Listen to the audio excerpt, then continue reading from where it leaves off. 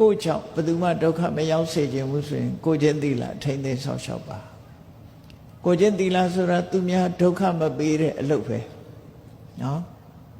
သူများဒုက္ခပေးတယ်ဆိုတာသိတယ်မဟုတ်လားသူများအသက်တတ်ရင်လည်းသူများဒုက္ခပေးတာသူများဥစ္စာခွေးရင်လည်းသူတို့ဘာဒုက္ခပေးတာပဲကာမကိစ္စတွေမှာမှားမှားယွင်းလို့ရင်လည်းသူများဒုက္ခပေးတာပဲလေ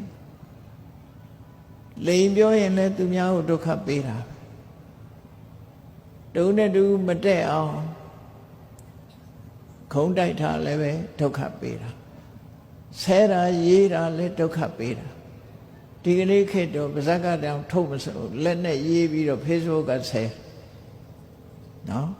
ဆဲဖို့ဆဲနည်းတွေမျိုးစုံပဲအဲ့ဒါတွေဟာကိုကျင့်သီလပျက်စီးခြင်းရဲ့အဓိပ္ပာယ်တွေပဲအဲ့ဒီလိုဟာတွေမရှိအောင်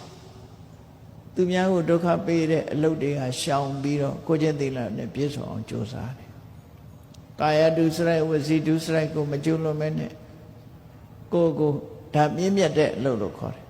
ဒါကိုမြင့်မြတ်တဲ့အလုပ်ဆိုလို့ရှိရင်လိန်ပြောတာဟာအောက်တန်းကျတဲ့အလုပ်တုံးနဲ့တူမတက်အောင်ခုံးတိုက်တာနေရုပ်ညံ့နဲ့